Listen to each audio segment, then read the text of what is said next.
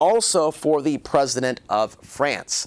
So this is all very, very interesting. Right now, the IMF is scrambling to find a replacement. Now, a lot of people are thinking, wait a minute, Alex, there can't be a new world order. There can't be a conspiracy. Mankind, simple human brains cannot be this organized. Man cannot keep a secret. Therefore, the naysayers, the skeptics say, there cannot be a global conspiracy.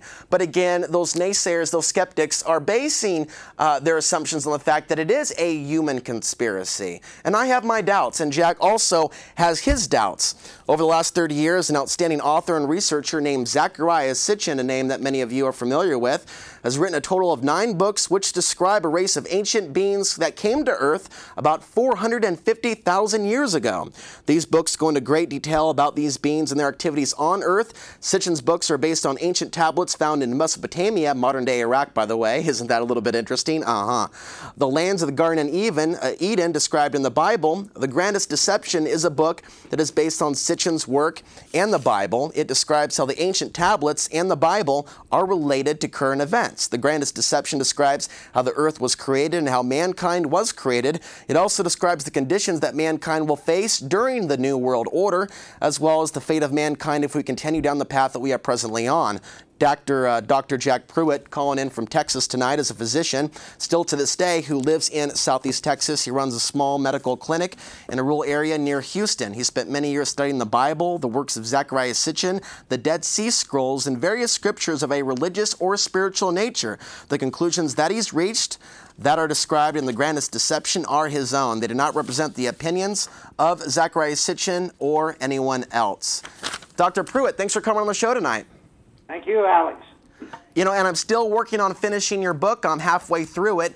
Where would you like to begin with this? Or rather, at what point in your life did you decide that you wanted to put together a book consolidating this very interesting information? I actually started working on the book, trying to write the book about 2 years ago. And after a few months, I had to put it down. I just couldn't believe that the conclusions that I was coming to and the evidence that I was finding could possibly be true. And so I put it away for several months, and then I actually decided around the 1st of December of last year to go ahead and write the book, because, in my opinion, the evidence was just so overwhelming that I couldn't deny it any longer.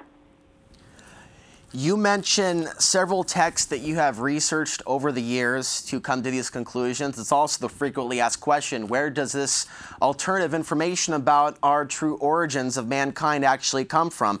What texts have you studied that you cite in this book next to, like, the Sumerian tablets, for example, in the Bible?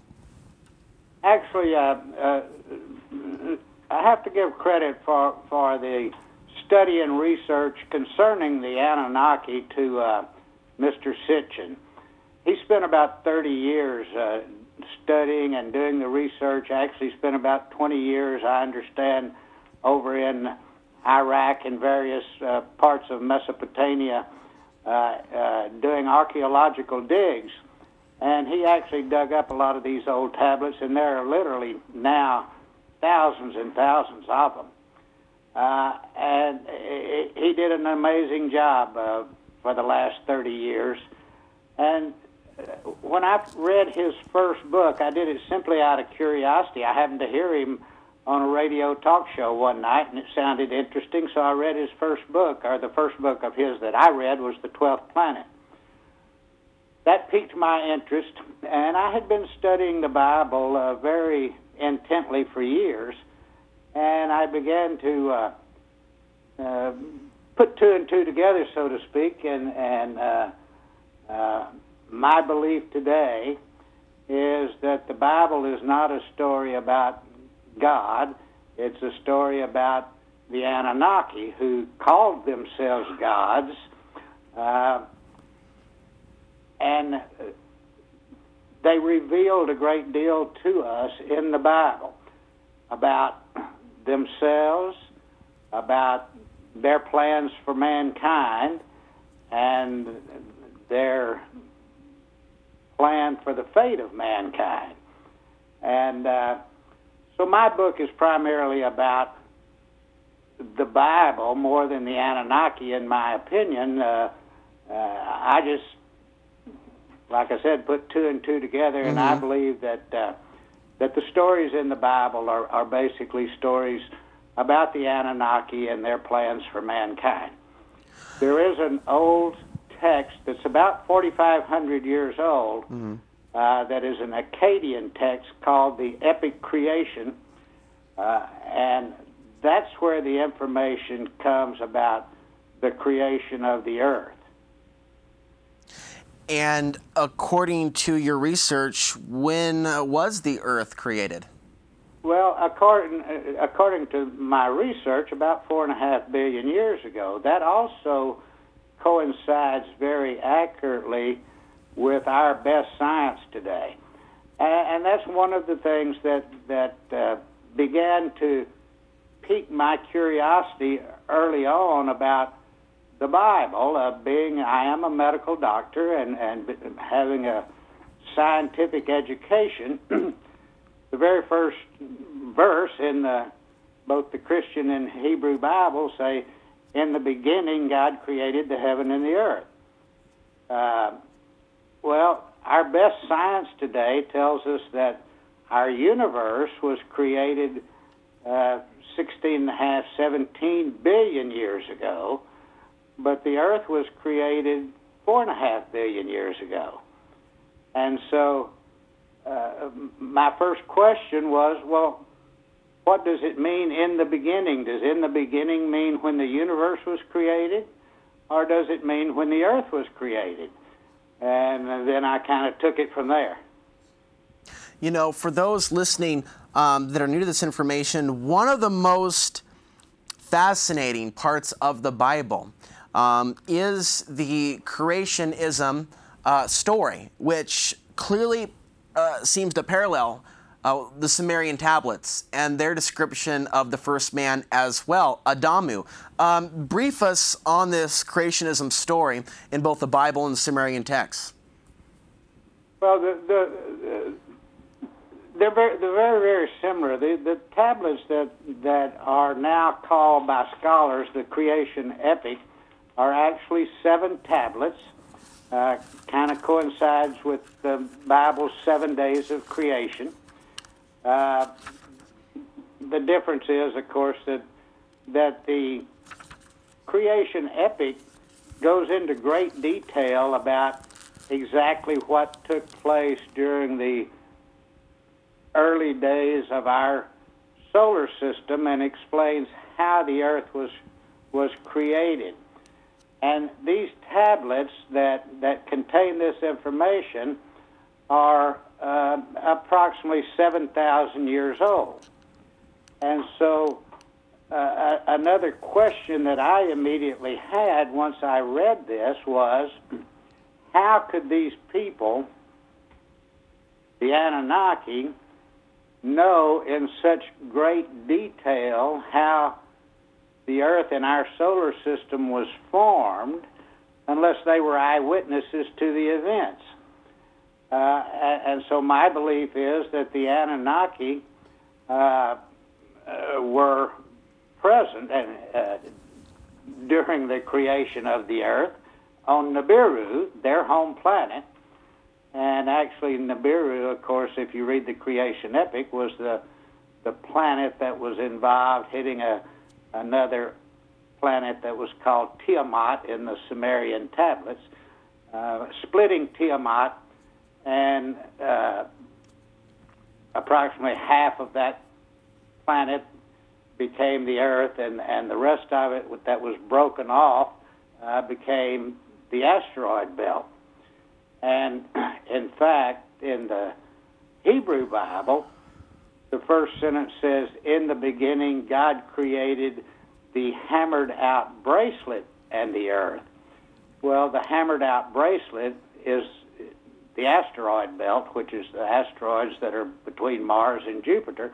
And our best science today is beginning to verify these facts that we find in this old tablet, and are very consistent with what Sitchin had to say about those tablets.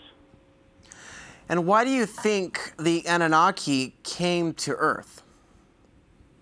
Well, according to the old tablets, there was actually a dispute on Nibiru, had been a dispute over the kingship of Nibiru, and I don't think that I have relayed this information to you, but the man who was supposed to become king was named Anshargal, Anshargal,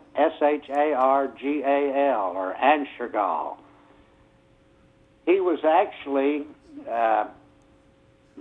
did not receive the kingship that was rightly his, because another man named Alalu, A-L-A-L-U, somehow, and I don't know the details how this took place, but he became king of Nibiru, and he then made a man named Anu, A-N-U, his cupbearer, which was kind of a royal position, his first in command and his head guy, so to speak. Mm-hmm.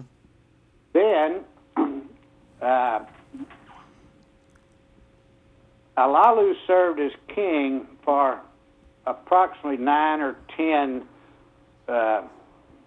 Nibirian years, which would be their years 3,600 of ours. So he served a long time, but finally Anu defeated him in a coup d'etat and deposed him. Alalu ended up on Earth, and he apparently was aware that the Anunnaki were in search of gold. According to Sitchin, they wanted gold to disperse gold flakes into their atmosphere because their atmosphere was deteriorating. And so Alalu sent word back to Nibiru that there was gold on Earth. Anu then sent one of his sons named Enki to Earth to search for and mine for gold. He spent about 28,000 years here cleaning the place up. He arrived during an ice age. Conditions were extremely harsh at that time. Began mining for gold, and then his half-brother named Enlil was sent, and Enlil was actually the one who was in charge of the operation all of the time. But he came to Earth, and these two half-brothers had been involved in a family feud, actually back on Nibiru for a long time before they ever even came to Earth. Mm-hmm. And that feud continued. And that feud, family feud, about which one of these half-brothers was going to become heir to the kingship of Nibiru once Anu died, is largely what our Bible is about. It's about this family feud between these two half-brothers. But they came initially 450,000 years ago looking for gold. Then there was actually a mutiny. The Anunnaki who were doing the gold mining, and by the way, we found mine shafts in Africa that, according to our best science, date over 200,000 years old. Mm-hmm. And so there is good evidence that someone was here mining for gold over 200,000 years ago. But the workers decided that the work was just too difficult, and they just stopped working and refused to work anymore. Excuse me. And that's when Enki came up with the idea that they needed to form a slave. Mm-hmm. to do the work in the gold mines. And the old tablets go into great detail that is very, very convincing, according, again, to our best science today.